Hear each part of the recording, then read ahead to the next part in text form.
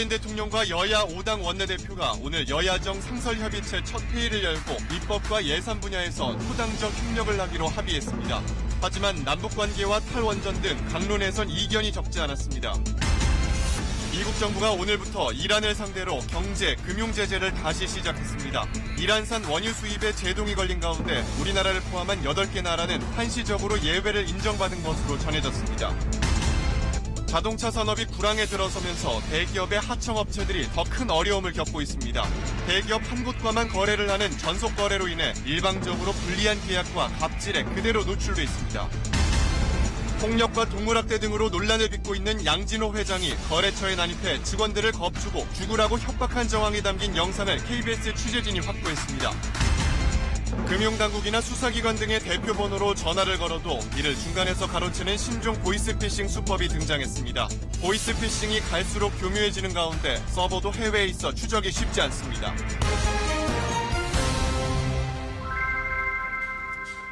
여러분 안녕하십니까? KBS 9시 뉴스입니다. 문재인 대통령과 여야 5당 원내대표로 구성된 여야정 국정상설협의체가 오늘 첫 회의를 열었습니다. 문 대통령과 여야 원내대표는 경제와 민생 상황이 엄중하다는 데 인식을 함께하고 국민 삶을 개선하기 위한 입법과 예산에 초당적으로 협력하기로 합의했습니다. 오늘 첫 소식 김지선 기자의 보도입니다. 문 대통령과 여야 5당 원내대표가 한자리에 모였습니다. 정부와 여야가 생산적인 협치를 위해 분기별로 만나기로 한 뒤 열린 첫 번째 회의입니다. 협치를 바라는 그런 국민들의 기대가 매우 높습니다. 오늘 그 기대에 부응하는 그런 저희가 되었으면 합니다. 서로 먼저 발언하라며 양보도 하면서 교수단체 그래도 제1당 대표인데 홍 대표 먼저 하세요. 먼저 하세요. 그래도 우리 야당 대표께서 먼저 하십시오. 모처럼 밝은 분위기 속에 회의가 시작됐습니다. 여야가 함께 머리를 맞대고 지혜를 모아서 해결해야 할 문제들을 논의하는 그런 자리입니다.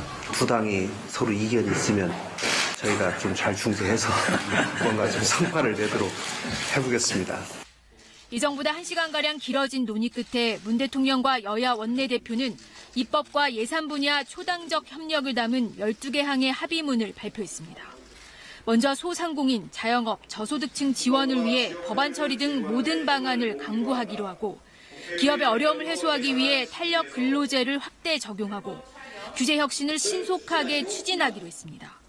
또 수혜 대상을 확대하는 방향으로 아동수당법을 신속히 개정하고 불법 촬영 유포 처벌 강화 법안 등도 공동으로 추진하기로 했습니다. 선거제도 개혁에도 협력하기로 했습니다. 선거 연령 18세 인하를 논의하고 대표성과 비례성을 확대하는 선거제도 계획을 위해 협력한다. 두 번째 회의는 내년 2월에 열릴 예정이지만 문 대통령은 논의할 게 생기면 그 전이라도 만나자고 제안했습니다. KBS 뉴스 김지선입니다. 그동안 쌈짓돈 논란을 일으켜왔던 특수활동비를 대폭 삭감하겠다고 국회가 단단히 별로왔습니다. 그런데 정부가 짠 내년도 예산안을 보면 정부 특수활동비는 겨우 9.2% 줄었습니다. 마지못해서 쥐꼬리만큼 줄였는데 알고 보니 이유가 있었습니다. 각 부처 특수활동비 가운데 국가정보원이 통제하는 예산이 있는데 이게 대부분 증액됐습니다. 이른바 정보 예산이라는 건데 이 예산은 재정당국인 기획재정부가 짜는 게 아니라 국정원이 직접 편성합니다. 또 국회 상임위나 예결위 심사도 받지 않습니다. 이런 깜깜이 예산을 이젠 투명하게 공개해야 한다는 목소리가 커지고 있습니다. 황현택 기자가 취재했습니다. 법무부의 내년도 특수활동비는 229억 원, 올해보다 4% 줄었습니다. 그런데 유독 외국인 체류 질서 확립이란 항목은 24%나 증액됐습니다. 법무부가 아닌 국정원이 편성한 예산입니다. 누군가가 결제를 해야 될 거 아니에요? 예. 그거를 본부장님이 하시냐는 말씀입니다. 하세요? 법무부에서? 그 상세한 내용은 여기 법사위에서 말씀드리기가 조금 국정원이 편성한 정보 예산은 법무부를 비롯해 6개 부처, 15개 기관 특활비에 흩어져 있습니다. 경찰청의 외사 경찰활동, 통일부의 통일정책 추진 활동 등의 항목 예산도 늘어났는데 그 이유는 알 수 없습니다. 국가정보원법에 따라가지고 국정원에서 정보사업 관련 예산을 편성하게 됩니다. 여러 부채 정보 사업들이 있거든요. 국정원은 정보 예산에 대한 편성 권한은 물론 감사도 직접 합니다. 국정원이 각 부처를 통제하는 수단으로 악용될 수 있다는 우려가 제기되는 이유입니다. 이 예산은 깜깜이 예산으로 부처 예산 심의에서도 드러나지 않습니다. 앞으로 예산 공개의 투명성 원칙에 비추어 이런 예산은 없어져야 합니다. 참여연대 등은 오늘 국정원이 다른 정부기관에 편성한 특활비가 정부 전체 특활비의 69%에 이른다고 추정했습니다. 그러면서 국회 정보위와 예결위원들에게 숨겨진 국정원 예산을 파악해 공개하고 이를 막을 관련법 개정을 요청했습니다. KBS 뉴스 황현택입니다. 남북한은 오늘 한강 하구 일대에서 처음으로 공동조사를 시작했습니다. 한강 하구 수역은 군사적 충돌 가능성이 있다는 이유로 정전협정 이후 지금까지 60년 넘게 선박 운행이 전면 금지돼 있었습니다. 그런데 남북한이 이제 공동조사를 통해서 해도를 만들고 자유롭게 항해할 수 있도록 평화의 물길을 만들 계획입니다. 홍진아 기자입니다. 북측 관계자들이 우리 정부 관계자의 손을 잡고 남한 선박으로 옮겨 탑니다. 한강 하구 공동수역을 남북이 함께 이용하기 위한 첫 걸음입니다. 지난 9월 군사합의 이행을 위한 준비 조치로 1953년 정전협정 이후 처음으로 실시하는 공동조사입니다. 65년 동안 막혔던 그 수로를 평화적으로 이용하기 위해서 공동으로 조사하는 만큼 좋은 결과가 도출될 수 있도록 노력하겠습니다. 군 관계자와 수로 전문가 등 각 10명씩 구성된 조사단은 경기도 김포시 동북쪽 끝점부터 교동도 서남쪽 끝점까지, 북쪽 개성시 판문군 임암리부터 황해남도 연안군 해남리까지 70km 수역을 3구역으로 나눠 조사하게 됩니다. 우리 선박 총 6척을 투입해 해저 지형과 수심의 변화 등을 분석합니다. 그동안 이 지역의 민간 선박 이동은 남북한 충돌 등을 우려해 사실상 통행이 막혀 있었습니다. 항해를 위한 기본 정보도 거의 없는 상태입니다. 정부는 내년 1월에는 민간 선박이 자유롭게 이동할 수 있는 항해 지도를 완성한다는 계획입니다. 우리 측에서는 그 자료를 이용해서 우리가 우리 해도를 만들어서 우리 국민들한테 일본 선박들한테 제공할 예정입니다. 인근 지역 어민들은 어업 지역 확대와 관광객 유치 등의 효과를 기대하고 있습니다. 어업하는데 모든 활동이 제한을 받지 않고 자유스럽게 할 수 있을 것 같아서 어민들의 기대는 크죠. 공동수역에서 골재 등을 채취할 경우 유엔의 대북 제재를 위반할 가능성이 있다는 우려에 대해 군은 기초적인 조사여서 문제가 없을 것이라고 밝혔습니다. KBS 뉴스 홍진아입니다. 9.19 군사합의에 따라 이달부터 서해 완충수역 일대의 모든 해안포 포문을 폐쇄하기로 한 합의에도 불구하고 북한 황해도 개머리 지역의 해안포 1개 포문이 계속 열려 있는 것으로 확인됐습니다. 이와 관련해 우리 군은 북측에 전통문 등을 보내 포문 폐쇄를 요구했고 북측은 상부에 이 사안을 보고했다는 내용의 회신을 했다고 국방부는 설명했습니다. 군 당국은 철제로 제작된 포문에 기능 장애가 발생한 것으로 추정하고 있습니다. 북미 간 고위급 회담 일정이 공식화됐습니다. 폼페이오 미 국무장관이 이번 주 후반 뉴욕에서 김영철 북한 노동당 부위원장을 만날 것이라고 밝혔는데요. 북한의 완전한 비핵화와 그에 대한 철저한 검증이 이뤄져야 대북 제재가 완화될 수 있음을 또 한 번 강조했습니다. 워싱턴에서 전종철 특파원입니다. 폼페이오 미 국무장관이 북미 고위급 회담 장소와 회담 상대방을 공식 확인해 주었습니다. 방송에 잇따라 출연해 김영철 북한 노동당 부위원장과 뉴욕에서 만날 거라고 말했습니다. 그 시기는 이번 주 후반부라고 언급해 8일이나 9일쯤이 될 거란 관측이 나옵니다. 특히 이번 회담에선 실질적 진전이 이루어질 수 있다는 기대감을 나타냈습니다. I expect we'll make some real progress, including an effort to make sure that the summit between our two leaders can take place where we can make substantial steps towards denuclearization. 하지만 북한이 제재 완화를 요구하며 핵개발로의 선회까지 경고하는 상황. 제재 완화를 위해선 비핵화는 물론 철저한 검증이 선행돼야 한다고 거듭 강조했습니다. It is not only complete denuclearization, but our capacity to verify that that has taken place is also a prerequisite to lifting economic sanctions. 북한의 강경 입장 표명을 심각하게 보지 않는다는 인식도 나타냈습니다. So I'm not worried about rhetoric. We've seen this as we go through negotiations. We know with whom we're negotiating. We know what their positions are. 이에 대해 워싱턴 포스트 등 미 언론은 폼페이오 장관이 북한의 핵개발 위협에 동요하지 않고 있다고 평가했습니다.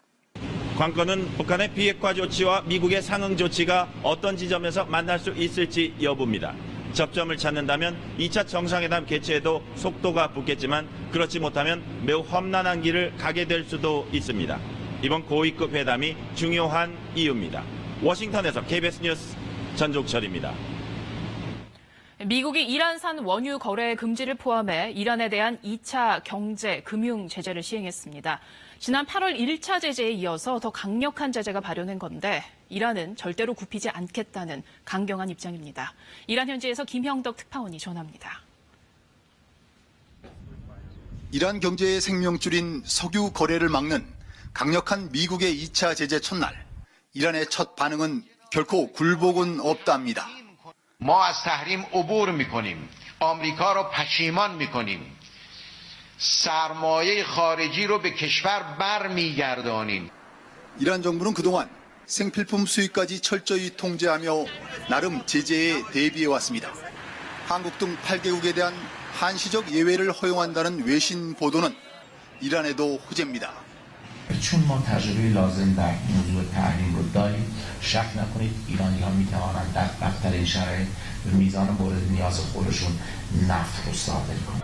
제재를 이겨내기 위해 내부 단합을 요구하는 목소리도 강해지고 있습니다. هیچ اثری نمیتونه بکنه. ما اون ایمان قوی که بین مردم ایران هست، جوانانی که هست، هیچ آمریکا بدتر از اونش هم کار نمیتونه بکنه. 하지만 경제적 어려움은 피할 수 없어 보입니다. 이미 1년 동안 환율이 4배나 오르고 물가도 그만큼 폭등했습니다. 광범위한 추가 경제 제재에 이란 경제가 더 흔들리면 가장 큰 고통은 서민들 몫입니다. مردم الان درخواستشون هم مذاکره مستقیم با آمریکاست. حالا فعلا یعنی راهمون اینه که با آمریکا مذاکره کنیم.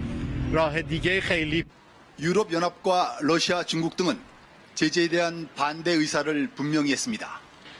미국 편에 서지 않는 국가들이 실제로 이란과의 경제 관계를 계속 유지할 수 있는지가 이란에겐 가장 중요해 보입니다. 테헤란에서 KBS 뉴스 김영덕입니다. 네, 그럼 미국의 이란에 대한 경제 제재가 우리에게는 어떤 영향을 미칠지 통일외교부 박경호 기자와 함께 더 자세히 알아보겠습니다. 박 기자, 네. 일단 우리나라는 대이란 제재에 있어서 일시적으로 예외국으로 인정이 될 거다 이렇게 얘기가 나오는데요. 일시적이라 하면 어느 정도의 기간을 말하는 건가요? 곧 확정 명단 이제 발표가 될 텐데요. 일시적이니까 예외로 인정받되 일단은 180일 한정으로 인정을 받게 돼 있습니다. 그렇군요. 한 6개월 정도 그럴 것 같은데 이란과의 무역에서는 아무래도 이란산 원유 수입이 우리한테는 중요한 문제인데 여기에 당분간은 차질이 없겠다 싶어서 일단은 우리 경제에 좀 다행스러운 일이네요. 일단은 뭐 최악은 면했다 이런 얘기가 나오고 있고요. 그리고 또 예외로 인정받으려는 외교적 노력이 결실을 봤다 이런 얘기도 나오고 있습니다.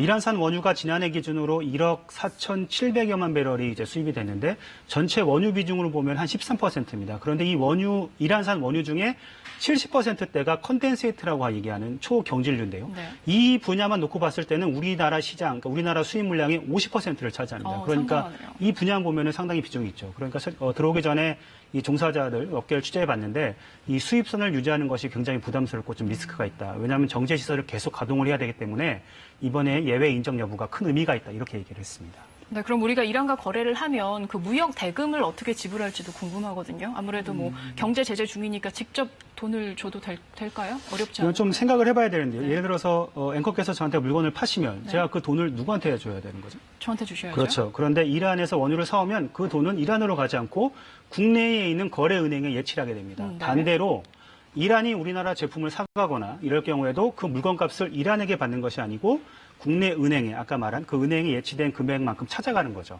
그러니까 이번에 예외로 인정이 된다면 이런 거래가 계속 유지가 되는 겁니다. 뭔가 돈을 적립하고 차감해가는 방식이랄까 그렇죠. 그런데요. 거래에 있어서 물건은 오가는데 실제적인 돈은 오가지 않는. 특히 달러는 오가지 않습니다. 그런 거래네요. 자, 일단 우리나라는 예외국으로 인정을 받을 것으로 알려지고 있어서 다행인데 아무래도 국제 원유 시장에 미치는 영향이 상당할 것으로 보이네요. 이 부분은 좀 지켜봐야 되는데요. 지금 이란이 강하게 반발하고 있지 않습니까? 그러니까 국제 원유 시장이나 유가에는 어떤 영향을 미칠지는 좀 더 지켜봐야 할 것 같습니다. 네. 그리고 이번 이란에 대한 제재 조치를 북한의 상황과 비교해서 보지 않을 수 없거든요. 그렇죠. 북한도 핵실험 이후에 계속해서 고강도 제재를 받아왔는데 지금 이란처럼 어떤 눈에 띄는 어려움이나 변화를 우리가 보지는 못했거든요. 어떤 차이일까요? 그런데 이란은 2015년에 미국과 그리고 유럽의 핵보유국들과 협정을 맺으면서 제재가 좀 상당 부분 완화가 됐습니다. 그러니까 제재가 완화가 되니까 무역이 진행이 됐고요. 그래서 그렇죠. 한번 알아보니까 무역 의존도가 한 30%대가 되는데요. 근데 반대로 북한은 그 대북 제재가 유지가 되면서 대외 무역 의존도가 상당히 낮고 네. 그나마도 이제 중국에 편중돼 있지 않습니까? 그러니까 북중 관계가 최악만 아니라면 어느 정도는 버틸 수 있는 상황입니다.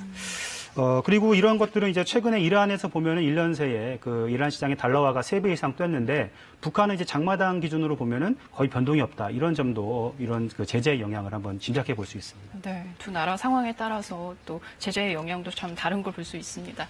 자, 그럼 이번 이란 제재 이후에 북미 간 비핵화 협상이 어떻게 될지도 참 관심사인데요. 그렇죠. 아무래도 미국이 2차 제재까지 이란에 대해서 시행을 한 걸 보면 북한에 대해서도 더 강경하게 나가지 않을까 하는 생각이 드는데요. 어떻게 네, 맞습니다. 중요한 점을 지적해 주셨는데요. 아까 그 리포트에서도 보셨다시피 이번 주 안에 일단 북미 회담이 열리지 않습니까? 그러니까 이걸 좀 더 지켜봐야 할 것 같고요. 지난 1차 제재가 됐던 8월로 한번 되돌아가 보면 그때는 6.12 북미 정상회담이 있었음에도 불구하고 북한의 리용호 외무상이 이란을 찾아갑니다. 보란듯이 찾아간 거죠. 그러니까 미국이 강하게 나온다면 북한도 물러서지 않겠다. 이런 강경한 입장을 내보인 거다 이렇게 읽혔고요. 최근에는 이런 비핵화가 약간 교착 상태에 빠지면서 개인 논평이지만 핵병진이라는 말이 다시 나오기도 했습니다. 그렇죠. 또 미국도 역시 좀 강대강의 입장인데요. 미국 폼페이오 장관은 이 이란 핵협상을 얘기하면서 북한은 이란보다 훨씬 더 강할 것이다. 즉 FFVD가 이란 핵협상은 다루지 않은 대량 살상 무기나 미사일 그리고 군사 핵심 시설까지도 사찰하는 강력한 제재가 될 것이다 이렇게 얘기를 하고 있습니다. 그런데 앞서 말씀드린 것처럼 이란 제재가 강력하다라고 얘기는 했지만 8개국에 대한 예외를 좀 두지 않았습니까? 그러니까 숨통을 좀 트인 건데 이 대북 제재 협상도 어떻게 될지는 지켜봐야 할 것 같습니다. 그렇군요. 아무래도 추이를 정말 지켜봐야겠습니다. 박경환 기자 잘 들었습니다. 최근 자동차 산업이 깊은 불황에 빠져 있습니다. 완성차 업계도 어렵지만은 더 힘든 곳은 바로 협력사인 하청업체들입니다. 특히 특정 완성차 업체 한 군데하고만 거래하는 전속거래 업체들이 가장 큰 타격을 받고 있습니다. 대기업의 위기가 하청, 재하청업체로 고스란히 전가되는 한국 자동차 산업의 문제점을 오현태 기자가 심층 취재했습니다. 지금은 가동을 멈춘 이 공장. 한때 매출 50억 원, 직원 40명이 일하던 현대자동차 2차 협력사였습니다. 수년 전부터 1차 협력사들의 단가 인하 압력이 세지면서 적자 규모는 눈덩이처럼 불어났습니다. 어렵게 자체 개발한 부품 관련 기술까지 1차 협력사가 다른 경쟁업체에 그대로 넘겼다는 게 이 업체의 주장입니다. 우리는 1차에서 해라 하면 우리는 따라가야 된다는 거예요. 우리가 선택권이 없다는 겁니다. 결국 협의 끝에 1차 협력사들로부터 그동안의 손해를 일부 보상받기로 하고 모든 거래를 중단했지만 그 과정도 석연치가 않습니다. 현대차가 1차 협력사 측에 거래를 빨리 끊으라고 압력을 행사했다는 겁니다. 사장님이 연말까지 좀 시간 주십시오 라고 하러 구매에 들어갔어요. 이쪽에서 완전히 실끝노사를 하지 마라 우리 보고. 현대차 측은 개입하지 않았다는 입장이지만 20년 넘게 현대차 측과 이른바 전속 거래를 해온 이 업체로선 이제 와서 다른 원청 대기업을 뚫기는 사실상 어려운 상황입니다. 역시 현대차의 2차 협력사인 이 업체도 1차 협력사의 횡포를 견디다 못해 최근 공장 문을 닫았습니다. 단가 싸지만 많이 하다 보면 좋은 날 올 거야. 이런 식으로 지금 저희를 달래가면서 끌고 왔는데 희망고문을 해갖고 왔는데 이게 물량 부분까지도 깨져버리니까 박리담의 구조가 안 되는 거죠. 우리나라 자동차 산업은 보통 이렇게 하나의 완성차 업체를 정점으로 1차, 2차 협력사로 이어지는 전속 거래로 유지되고 있습니다. 다시 말해 하청업체들은 한 곳의 완성차 업체하고만 거래를 하게 되는 겁니다. 전속거래하면 물론 기업들 입장에선 효율성이 높다는 장점이 있겠지만 하청업체들은 불공정한 거래, 그러니까 원청업체인 대기업에만 유리한 거래를 할 가능성이 높습니다. 우리나라 자동차 산업의 80%를 차지하는 현대차를 한번 보겠습니다. 최근 10년간 평균 영업이익률이 현대차가 8.2%, 현대차 부품 계열사가 8.3%입니다. 그런데 350여 개 전속 협력사는 3.6%에 불과합니다. 결국 전속 하청업체들이 경영에 가장 큰 어려움을 겪고 있다는 얘기입니다. 그렇게 어려운 단까지만 버티면서 희망 고문을 하면서 계속 버티고 있지만 현재 작금에 와서는 이게 폭탄잔 돌리기처럼 돌고 해서 한 업체에 무너지고 최근 중소자동차 부품업체들의 위기는 바로 이 전속거래에 기반한 불공정 하도급 거래 때문이라는 지적이 이래서 나오고 있는 겁니다. 정부의 지원은 이 대기업과 중소기업 간에 공정하게 그 정부의 지원의 혜택을 나눌 수 있도록 담보를 한 후에 지원을 하는 것이 마땅하다고 봅니다. 정부가 이달 중으로 발표할 자동차 산업 지원책엔 전속거래 개선책도 포함될 예정입니다. KBS 뉴스 오현태입니다.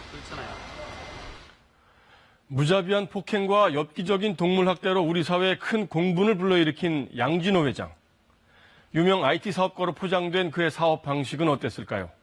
거래처를 협박하고 마음에 안 들면 조폭식으로 억지를 부리기 일쑤였습니다. 양 회장 업무 방식을 생생히 고발하는 영상과 자료를 김용준 기자가 단독 보도합니다. 검은 옷을 입은 건장한 남자들이 회의실로 들이닥칩니다. 또 다른 사무실, 역시 정장 차림의 남성들이 점령했습니다. 회사 기밀이 담긴 서류를 허락도 없이 찍기도 합니다. 덩실이 좀 크고 검은 양복들을 입은 직원들에게 대동을 하고 와서 소란을 피웠어요. 사무실 복도에 반바지 차림의 샌들을 신은 한 사람이 팔짱을 끼고 이 과정을 지켜봅니다. 바로 양진호 회장입니다. 3년 전 양 회장이 자기 회사 직원 수십 명과 함께 한 업체를 찾아간 모습입니다. 이 회사는 양 회장과 거래했던 IT 업체. KBS가 입수한 영상을 보여주자 피해 회사 직원은 당시 악몽을 떠올렸습니다. 업무 시간 중에 굉장히 좀 심하게 소리치거나 직원들 우르르 들어와 있고 하니까 경찰을 불러서 좀 도움을 요청한 적이 있습니다. 양 회장은 이 회사에 전환사채에 투자했다가 투자금을 거의 회수한 상태. 그런데 이 과정에 양 회장이 경영권의 일부를 내놓으란 요구를 했다는 겁니다. 한만하게 그럼 내놔? 그런 거죠. 본인은 크게 소리 지르는 건 몇 마디 없고 그 앞에서 이제 나서서 소리 지르는 사람들이 있었던 거죠. 이 업체는 상식 밖의 양 회장 행동을 감당하기 어려웠다고 말합니다. 뭔가 조금만 본인이 생각하기에 잘못됐다? 그런 게 있으면 이렇게 차분히 대화를 해서 푸는 게 아니라 그런 식으로 먼저 이렇게 행동적으로 풀었던 것 같습니다. 양 회장이 이 업체 경영진에게 보낸 메시지입니다. 대가를 치르게 하겠다며 늘 자신의 뜻대로 됐었다고 으름장을 놓습니다. 그러면서 복수라는 결정을 내렸고 동료 경영진과 함께 죽으라는 말도 덧붙입니다. 3년 전 양 회장과 함께 이 업체에 들이닥쳤던 위디스크 측 임원은 모두 양 회장의 지시였다고 말했습니다. 너무 지금 힘들어서 양진호에 대한 물어보세요. 양 회장이 하시는 일이었고 그래서 저 말씀 드릴 수 없는. 반론을 듣기 위해 여러 차례 연락했지만 양 회장은 연락을 받지 않았습니다. KBS 뉴스 김용준입니다. 얼마 전 경남 거제에서 건장한 20대 남성 취객이 50대 여성을 무차별 폭행해서 숨지게 한 사건이 있었죠. 당시 범행 장면이 CCTV 관제센터에 생생하게 포착됐는데도 관제 요원들이 업무를 소홀히 하는 바람에 적절한 조치가 이루어지지 못했던 것으로 드러났습니다. 최진석 기자입니다. 20살 박모 씨가 58살 여성을 무차별 폭행하는 현장은 인근 CCTV에 그대로 찍혔습니다.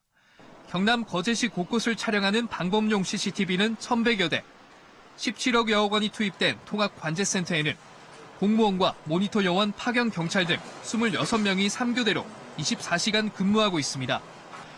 그러나 인적이 드문 새벽 2시 반부터 30분 넘게 잔혹한 폭행이 이어졌는데도 관제센터에서는 아무런 조처가 없었습니다. 당시 경찰을 포함해 6명이 근무하고 있었지만 해당 화면을 놓친 겁니다.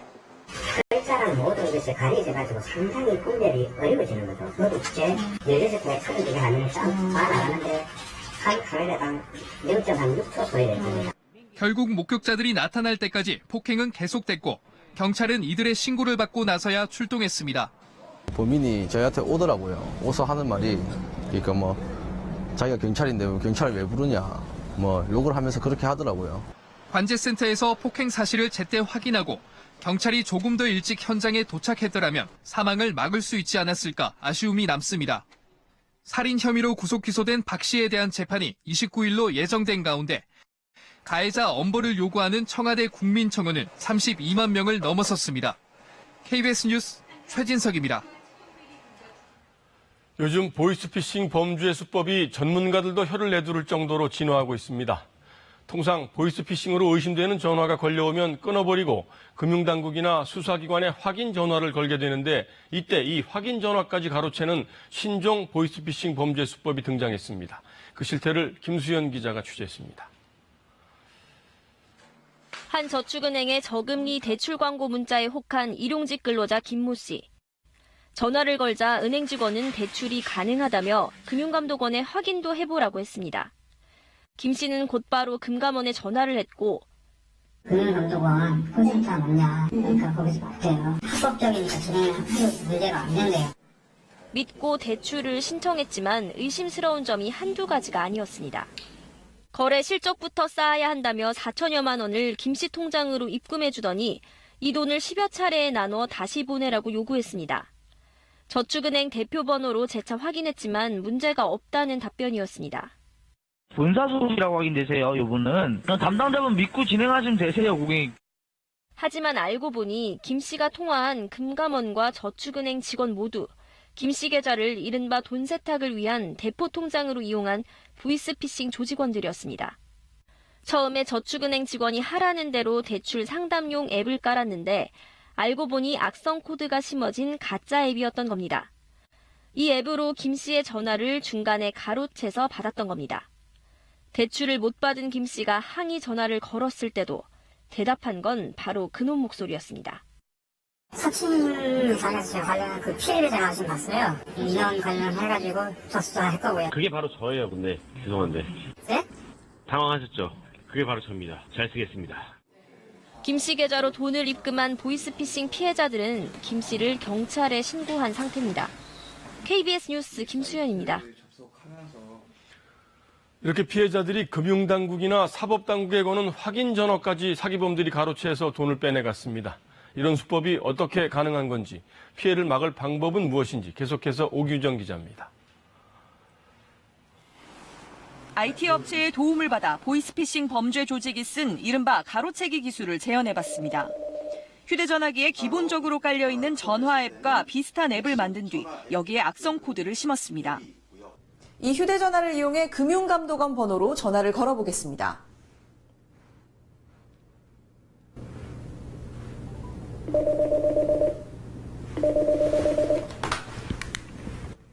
보시는 것처럼 금융감독원이 아닌 전혀 다른 곳에서 전화벨이 울립니다. 112나 은행 대표 번호 등 어떤 번호도 간단한 명령어 조작으로 가로채 받을 수 있습니다. 개발자가 그 앱을 만드는 데는 하루 정도, 그러니까 시간상으로 보면은 5시간, 6시간 정도 걸렸고요. 입력한 전화번호를 다른 번호로 돌려서 그 전화를 가게 하는 기능은 굉장히 단순하고 문제는 이 악성 앱 차단이 거의 불가능하다는 데 있습니다. 앱 거래소를 거치지 않고 유통되기 때문입니다. 또 서버가 해외에 있어 추적하는 것도 쉽지 않습니다. 거꾸로 전화를 걸어서 확인하는 건 이제 더 이상 믿지 마십시오. 이런 어떤 홍보들을 해야 될 것 같고요. 두 번째로는 이걸 원천적으로 막으려면 본인 휴대폰에 악성 코드 앱이 설치 안 되도록 하는 방법밖에 없습니다. 갈수록 교묘해지는 수법에 보이스피싱 피해는 올 상반기에만 16,000여 건, 피해액도 지난해 같은 기간보다 70% 넘게 늘었습니다. KBS 뉴스 오규정입니다. 군이 우리 해군 함정에 탑재할 신형 함대공 미사일을 개발 중에 있습니다. 그런데 당초 군이 요구한 기준에 못 미치는데도 엉터리 실험으로 합격 판정을 받고 실천 배치까지 추진되고 있는 것으로 나타났습니다. 주변국들의 미사일 성능을 고려해보면 이래서야 적의 항공기나 미사일을 요격할 수 있을지 의문입니다. 보도에 정세배 기자입니다. 올해 5월에 진수한 해군의 최신의 상륙함 마라도함입니다. 해병대원과 승조원 등 병력 1000여 명과 각종 장비를 실을 수 있습니다. 이를 방어하기 위해 적 항공기와 미사일을 격추하는 함대공 미사일 해궁을 탑재할 예정입니다. 군은 올해 실험에서 해궁이 표적 10발 가운데 9발을 맞추었다며 합격 판정을 내리고 내년부터 양산에 돌입하기로 했습니다. 그런데 확인 결과 이 실험에 쓰인 표적의 속력은 마하 0.5, 북한의 금성 3호를 비롯해 주변국 해군이 운용하는 대한미사일의 속도 마하 0.9의 절반 수준에 불과합니다. 그마저도 실제 미사일은 요격을 피하기 위해 해수면을 스치듯 비행하는 데 반해 표적기 대부분은 훨씬 높은 고도로 비행해 격추가 쉬웠습니다. 이소탄이라는 게 쏘면 운용 모드별로 티스키밍 하게끔 하는 것도 있고 아닌 것도 있고 하니까. 게다가 군 당국이 요구한 성능은 주변국 미사일 개발 상황을 고려해 마하 2.0 속도도 요격할 수 있어야 한다는 것. 하지만 국방과학연구소와 방위사업청은 초음속 표적의 경우 시뮬레이션만 거친 뒤 실험을 마무리했습니다. 그냥 시뮬레이션만 해가지고 실전 배치한다? 그걸 어떻게 믿고 장병들이 그걸 운영하겠어요? 방어는 이건 한 번 뚫리면 그냥 함정 자체가 위험에 처하니까. 해궁의 개발에 들어간 돈은 모두 1,600억 원. 양산에는 앞으로 5,600억 원이 추가로 투입될 예정입니다. KBS 뉴스 정수배입니다. 올 초 서지현 검사의 미투 이후 일상 속 성폭력 문제가 우리 사회의 화두가 됐는데요. 직장 내 성폭력은 전문직도 예외가 아니었습니다. 의사나 변호사처럼 전문직에 종사하는 여성들도 절반가량이 직장 안에서 성폭력을 경험했다는 조사 결과가 나왔습니다. 하지만 피해를 당하고도 70%가량은 아무 조치를 취하지 못했다고 답했습니다. 김채린 기자가 취재했습니다. 술에 취한 상사가 택시에 강제로 태우더니 모텔로 끌고 가 성관계를 요구했다. 회식 자리에 남자친구를 부른 뒤 둘이 잠자리를 가졌느냐고 집요하게 물었다. 남성 동료들이 음란 동영상 이야기를 하다가 이러다 미투당하겠다고 비꼬았다. 의사, 교수, 변호사 등이 직장에서 겪은 성폭력 사례들입니다. 5개 직종 전문직 여성에 대한 실태조사에서 응답자 1000여 명 중 절반이 직장 내 성폭력을 경험했다고 답했습니다. 음담패설 등 언어적 성희롱이 가장 많았고 신체적 추행도 300건이 넘었습니다. 성폭행이나 유사 강간 피해도 30건 가까이 있었습니다. 가해자의 70% 이상은 임원, 부서장 등 상급자였습니다. 피해자 10명 중 7명은 당하고도 아무 대응을 못했다고 답했습니다. 업무상 불이익 등을 우려했기 때문입니다. 전문직 직종 같은 경우에는 더 어려울 것 같아요. 평판 굉장히 중요하잖아요. 내부 고발자 취급을 받을 가능성이 훨씬 크다. 조직에서 부적응자 내지는 전문성이 떨어진다. 적절하지 않다라고 해서 그 사람의 역량에 대한 평가로 환원이 되어서 훨씬 더 문제가 어렵다고 생각합니다. 실제 문제를 제기한 10명 중 1명은 업무상 부당한 대우를 받았습니다. 악의적 소문이나 따돌림을 당한 경우도 14%에 달했습니다.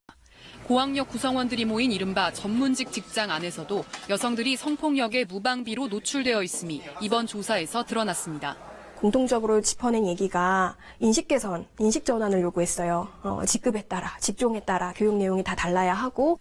전문가들은 이번 조사 결과를 토대로 직종별 회의체나 협회 같은 외부 기관에 신고 구제센터를 두는 등의 대책이 마련되어야 한다고 조언했습니다. KBS 뉴스 김채린입니다. 의료인이 아닌 사람이 이른바 바지 의사를 내세워서 운영하는 병의원을 흔히 사무장병원이라고 합니다. 보건복지부가 오늘 이런 사무장병원 90곳을 경찰에 수사 의뢰했는데요. 올해 적발된 곳만 해도 180여 곳에 이릅니다. 지난 10년간 적발된 곳이 1,500군데가 넘는데 이 병의원들이 부당하게 청구한 요양급여 비용이 2조 7천억 원이 넘습니다. 이 사무장병원은 수익을 내는 데만 급급해서 과잉진료나 진료비를 부당하게 청구하는 경우가 많고 의료 서비스의 질도 떨어집니다. 이를 막을 수 있는 대책은 없는지 엄진아 기자가 취재했습니다. 이 검진센터는 한 환경재단법인의 소유입니다. 법인의 대표가 4년 전 1억 5천만 원의 의료시설을 사들인 뒤 아내와 아들, 딸 등 가족을 직원으로 채용했습니다. 건강보험공단은 이 법인이 공단에 부당하게 청구해 56억 원을 받아내고 일부를 가족의 월급과 생활비 등으로 쓴 걸로 보고 있습니다. 지금 유무죄도 확인이 안 됐는데 제가 듣기로는 뭐 공단에서 뭐 통장도 묶어버렸고 그래서 이사장님 가족분들도 여기에서 일반 직원이랑 똑같이 똑같이 했으면 진짜. 사무장병원은 인력과 시설 투자를 제대로 하지 않습니다. 낮은 진료 수준도 통계로 드러납니다. 일반 병원보다 의사와 간호사 비율이 낮고 입원일은 2배나 많습니다. 주사제, 항생제 처방률은 높고 중증 질환 사망자 비율도 높습니다. 잘못 꽂아서 이제 여기를 셀러시에 실려갔다 와서 혈압이 200까지만 올라가 막 그래요. 간이 막혀갖고. 병원 설립을 위한 장벽이 너무 낮은 게 문제입니다. 현행법상 의료생협이나 종교, 복지, 환경 등 각종 법인을 만들면 의료인이 아니어도 의료기관을 개설할 수 있습니다. 의사, 약사의 명의를 사서 병원을 여는 편법도 끊이지 않습니다. 의료기관 개설권을 좀 어렵게 하는 방향으로 제도를 마련했고요. 의료인들이 자진 신고했을 때 처분을 감면하는 형식으로 해서 이제 신고를 활성화하는 방향으로. 당국이 사무장병원의 요양급여 부당 청구를 확인하고도 사후 회수한 금액은 이미 지급한 액수의 5% 수준에 머뭅니다. 설립 절차를 더 엄격히 해야 할 이유입니다. KBS 뉴스 엄진아입니다. 미국의 중간선거가 이제 하루 앞으로 다가왔습니다. 불법 이민 문제가 막판 최대 이슈로 떠오른 가운데 임기 중반 트럼프 대통령이 어떤 성적표를 받게 될지 관심이 모입니다. 워싱턴에서 김웅규 특파원입니다. 중간선거 하루 전 후보들은 총력전입니다. 트럼프 대통령은 국경을 향해 다가오는 이민자 행렬을 단숨에 선거 막판 최대 이슈로 만들어버렸습니다. Now we are defending the borders of our country. So very simply, if you want more caravans and more crime, because crime comes with it, vote for the Democrats. 불법 이민자 자녀의 시민권 자동 취득 금지, 국경의 현역 전투부대 배치는 불법 이민에 대한 구체적 정책들입니다. 민주당 인사들을 향한 폭발물 소포, 유대교 회당 총기 학살 사건 같은 대형 이슈들도 이민 문제에 묻혔습니다. 민주당에선 이례적으로 전직 대통령까지 선거 전면에 나섰습니다. When you participate in the political process, you can be a check on bad behavior. When you vote Illinois, you can choose hope over fear. 사전투표 인원이 지난 중간선거와 비교해 많게는 2배 넘는 선거구가 속출했습니다. 양당의 지지층이 결집하고 있다는 신호입니다. 여론조사기관 대부분은 하원은 민주, 상원은 공화당 우위를 전망합니다. 그러나 초박빙 지역이 늘어나면서 결과 분석이 더 조심스러워졌습니다. 다만 트럼프 대통령에 대한 중간평가 성격의 선거라는 데는 생각이 일치합니다. 한반도 비핵화 등 트럼프 대통령의 정책이 힘을 받느냐, 더 견제를 받느냐를 결정할 미 중간선거 결과는 우리 시각 7일 오전 8시부터 발표되는 출구조사 결과에서 그 윤곽이 드러납니다. 워싱턴에서 KBS 뉴스 김문규입니다. 정부 공공기관 채용비리 근절 추진단이 내년 1월 31일까지 석 달 동안 공공기관과 지방공공기관, 공직유관단체 등 1,453곳을 대상으로 최근 5년간 인사채용 전반에 걸친 부패와 부정청탁 행위를 전수조사합니다. 채용 비리 신고자에게는 최대 2억 원의 포상금이 지급됩니다. 축구선수 장현수의 병역 특례 봉사활동 서류 조작과 관련해 병무청이 예술체육특기 병역 특례자를 대상으로 봉사시간 허위 기록 여부 등을 색출하기 위한 전수조사에 착수했습니다. 대상은 2015년 7월 1일 예술체육요원 특례자들에 대해 봉사제도가 신설된 뒤 선발된 전원입니다. 고 장자연 씨를 강제 추행한 혐의로 불구속 기소된 전 조선일보 기자 조모 씨 측이 오늘 열린 첫 재판에서 몹시 억울하다라며 무죄를 호소했습니다. 조 씨는 2008년 8월 5일 고 장자연 씨 소속사 전 대표 김종승 씨의 생일 파티에 참석해 장 씨를 강제 추행한 혐의를 받고 있습니다.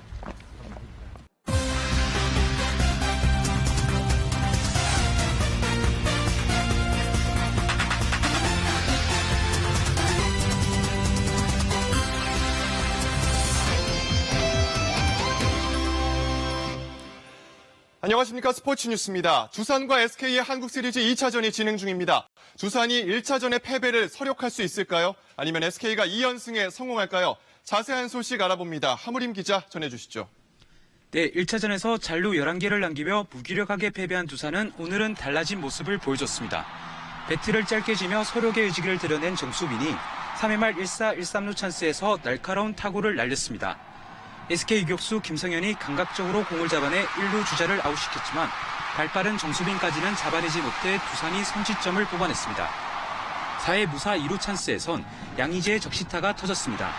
2루 주자 김주환이 과감하게 홈까지 파고들며 분위기를 가져왔고 1타점 3타점으로 맹활약한 최주환도 2점짜리 홈런포를 쏘아올려 점수차를 넉 점으로 벌렸습니다. 그러나 SK의 반격은 매서웠습니다. 그 선봉장은 바로 플레이오프 MVP 김강민이었습니다. 김강민은 5회 1타점 희생플라이로 추격의 서막을 알렸고 두산 3루수 허경민의 송구 실책으로 잡은 7회 2사 2삼루 찬스에선 2타점 적시타를 때려냈습니다. 김강민은 7회 말 수비에서도 허경민의 2루타를 빼앗는 멋진 호수비를 선보였습니다. 하지만 두산은 8회 말 양의지와 최주환의 연속 적시타 등으로 석점을 더 보태 승기를 잡았습니다. 방금 경기가 종료됐는데요. 두산이 SK의 7대3으로 승리를 거두고 시리즈를 1대1 동률로 만들었습니다. KBS 뉴스 함림입니다. 두산과 SK는 10년 만에 다시 한국 시리즈 무대에서 만났습니다. 한국 시리즈 16경기 연속 만원을 이룬 두 팀 팬들도 뜨거운 열기를 뿜어냈습니다.